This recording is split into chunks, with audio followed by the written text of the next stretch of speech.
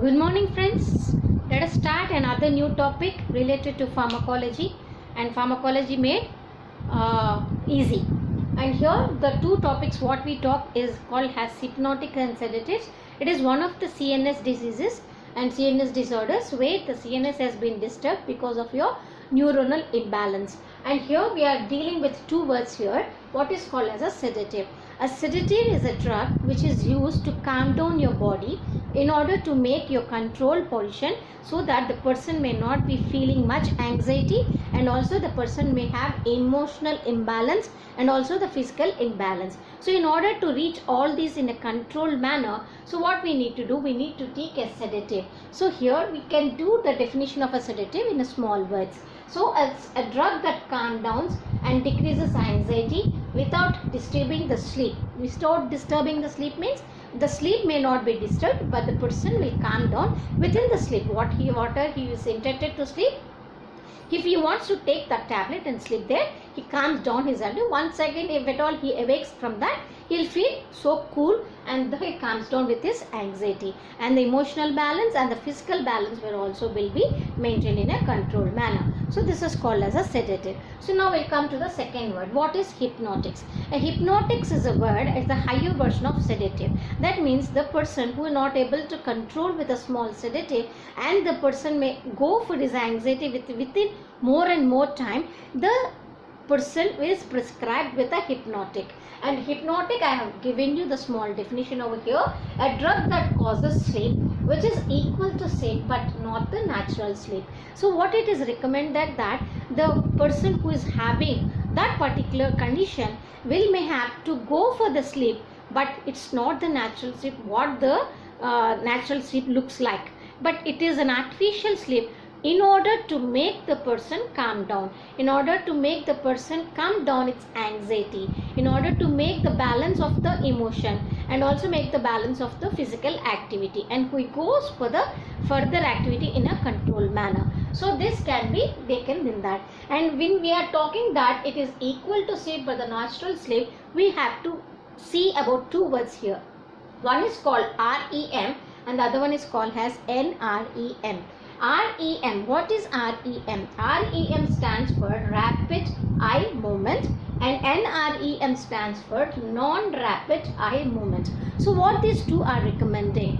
When we are trying to sleep at our own conditions, what happens actually our eyeball is very stagnant. It can't move from one to the other side. So whenever there is a sleep condition, the eyeball will be stick there and without any movements. That is called NREM. Sometimes what happens, the rapid movement of the eyeball can be seen. So whenever there is a rapid eyeball movement, that means whenever the person is moving his eyeball from one side to the other side and you just make him to awake at that place, that means that person is always thinking about something. That can be recognized. And also in NREM. What is NREM? NREM is a condition where the rapid eyeball movements cannot be seen, but he has to sleep over there. And when you start awaking that person at that time, then we have to understand that the person is dreaming about something. So what happens whenever we sleep, actually we sleep at night times, and whenever sometimes we say the person is having some dreams and the dreams comes true. So these are the little birds whenever we have to go for sleeps. And also we see the person will always take that sweet dreams.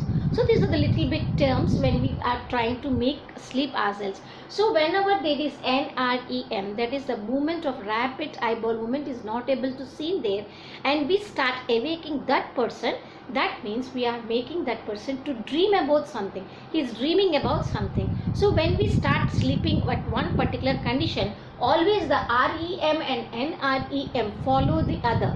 That means first 20 minutes of our sleep will be always in REM. That means we have to thinking more and more and more what are the conditions from the top, and that means the morning conditions and whatever the conditions are.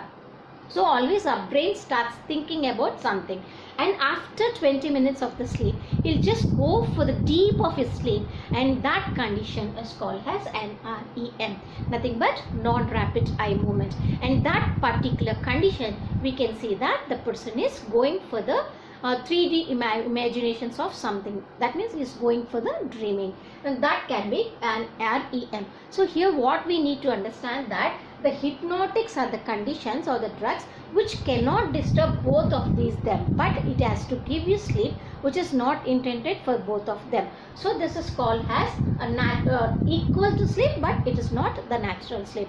So REM always followed by NREM, and NREM always stands for REM, and once again it goes for NREM. And after finally when we are awakening ourselves at that place, always NREM will be conditions, but not the REM conditions. So this is the what is called the little bit definition of your sleep. And now we'll see what happens when a person is having here and what is the mechanism of action. As I said before, these CNS disorders are always with the neuronal ions disturbances. And here if you see, there is always a disturbance of chlorine ions. That means whenever a chlorine ions are morely and morely submitted onto the GABAergic neurons and to the postsynapse, the messages will be transferred, and we always keep our body in inhibition condition. So what happens whenever there is a conditions of anxiety, conditions of depression, conditions of psychotics, so whatever at that place, we see that the chlorine balance is little bit less. So now we can understand that what is the main aim of hypnotic and sedatives. The main aim of hypnotic and sedatives is to raise your, or is to raise your chlorine conditions, and that chlorine ions will be transformed through the GABAergic neurons from one neuron to the other neuron, so that the inhibition is being transformed and we come down of our work. And here I gave you some classification, and we can understand what is the classification here. Just only two types of drugs can be more and more intended onto this condition. One best example is barbiturates, which stands for BBT, and other one is called as benzodiazepine, stands for BZT. And here what is BBT means? It is BBT is of three categories, nothing but short type, the ultra short type, and the long type. We know that the conditions of barbiturates can be little bit time, can be extended to other time, and also maybe ultra short, nothing but a rapid activity. So here if you see, the thiopentone, methotrexate are the two drugs which are used as ultra short barbiturates. That means whenever we start taking this, the action is very rapid and we can forward to the main condition, that means the control balance. And next we come to the short condition where it is being taken by two drugs, what is called as butobarbitone. I've indicated that with B because the place is not available here, and pentobarbitone.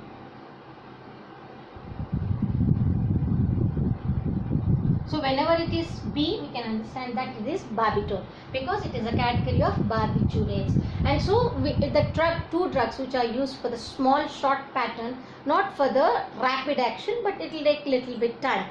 So that is called as butobarbitone and pentobarbitone. And next we have the long barbiturates. That means the action is prolonged for some time, and that is called as phenobarbital. So these are the best drugs which are available for us and in order to control your sedatives and hypnotics. And now we'll come to the second category, what are called as benzodiazepines. And here these benzodiazepines can be categorized into three. Why? Because we know that the sedatives related to hypnotics, and hypnotics are related to your general anesthesia, and that means the prolonged stage I am telling you. First we'll start with sleep. The sleep is given to sedative. The sedative is related to hypnotics, and the hypnotics are related to general anesthesia. That means more sleep for more long time. So this is a pattern what we see. And also in the benzodiazepines, we have to categorize this drug into three parts. What is that? The hypnotics. As I have already told you, this is a second version of your sedatives. And next, this one is called as anti-anxiety. As we already told about the definition here, decreasing your anxiety, it is called as anti-anxiety category, where the hypnotics are like trying to decrease your anxiety. So whenever the person is being prescribed, we need to know the condition, whether it is doing anxiety or whether it is doing a sedative or he is doing the next version of your sedative. And also we can see that he is acting on the anticonvulsant. Actually, we taught this convulsion is already dealt in the class of anti-epilepsy. If you want some, you can go and check the video there, and that is called as anticonvulsant. We know that convulsant is nothing but the jerking of the body so that the neuronal ions imbalance is being maintained. And here the main category is hypnotics, which I am having the main 2 drugs, what are called as diazepam, flurazepam and alprazolam. And you have many and many, nitrozepam. So these are a bit different. I can write you that also. Nitrozepam, clonazepam. So these are the different types of drugs which are available, but out of which these are the more potent. So I am just blocking what is potent over here. This is called diazepam and also nitrazepam. So these are the best 2 drugs which are available for us, which are more potently used by the category of hypnotics and sedatives. And next we will come to the category called as anti-anxiety, which is telling you that it is against the anxiety. That is what it is reducing your anxiety, it is inhibiting your anxiety. And diazepam is also one of the drugs which can be used as an anti-anxiety category. So we can write over here, that means it's the best drug. It is called diazepam and also oxazepam and lorazepam. So these are the potent drugs which can be used for your treatment of anxiety. That is called diazepam. So I am just finishing the writing over here, diazepam. Okay. And next we'll come to the last category, what is called as anticonvulsants. And this diazepam is also best first line drug which is used for anticonvulsant. But mostly not, diazepam is not mostly used, but there are more and more synthetic drugs, newer drugs in the category of anticonvulsants and anti-epileptics. Nothing but we always discuss lamotrigine is there, sodium valproate is there, carbamazepine is there. So different types of drugs which are used and newer drugs are available at that spot. So this is a diazepam is one of the drug, and the other one is called as clonazepam, clobazepam. You can take this lorazepam also into this condition. Lorazepam. So the anticonvulsant category consists of 4 to 5 drugs, that are diazepam, clonazepam, clobazam and lorazepam. So these are the best type of drugs. And we need, after that the classification has been finished, we need to discuss about the mechanism of action, how these drugs are being used onto the GABAergic neurons. And let me erase you this part, and so that we can go for the mechanism of action.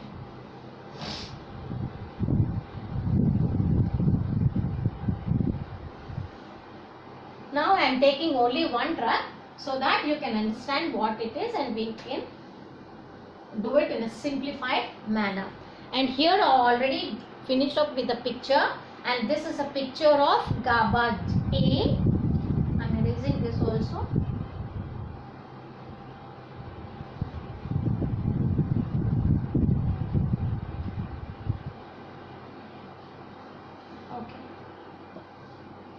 Now the main aim is to increase your chlorine ions. We have to take in addition that it has to be increased of chlorine ions. Why? Because it is only susceptible because of lesser of chlorine ions. Now I am taking only one example over here, what is called diazepam.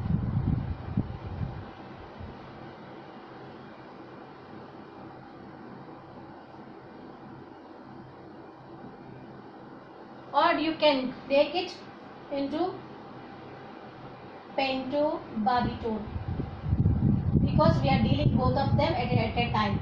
One barbiturate and one benzodiazepines. So let me finish off. It is a little bit easy if you flow at taking of action. Now we know that we always writing as diazepam. Now shall we write it as benzodiazepines here rather than the diazepam? BZT. Now we'll see what it is. So we know that it is acting on. So write it as acts on.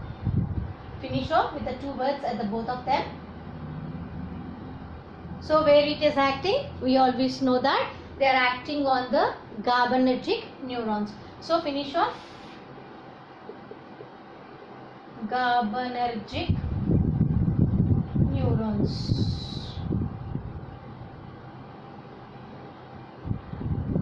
So once again we finish off with the word blocking.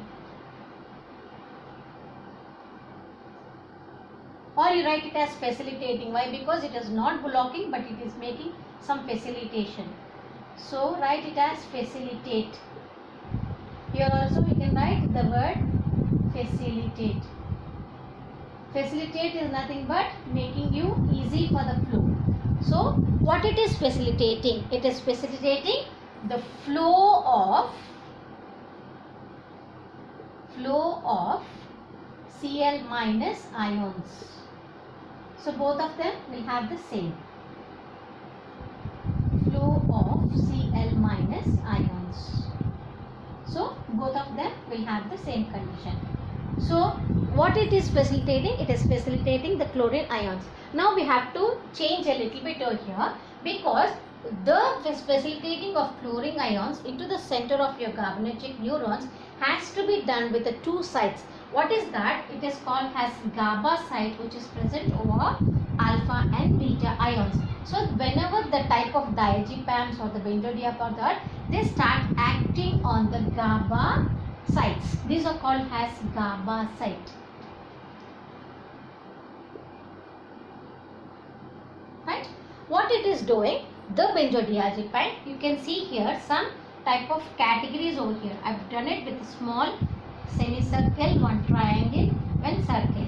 Here also I have done it one third. So what happens whenever we are using benzodiazepines? These benzodiazepines will come and act onto this particular benzodiazepine site, which is available on the GABAergic neurons. So the one which is here can be represented like this. Why? Because it is a circle shape. The drug has to make its conformational change, and now it will come and sit at this place. So what happens? The benzodiazepine site is being blocked with your drug. Whenever this type of benzodiazepine is blocked with the drug, what happens? The GABA site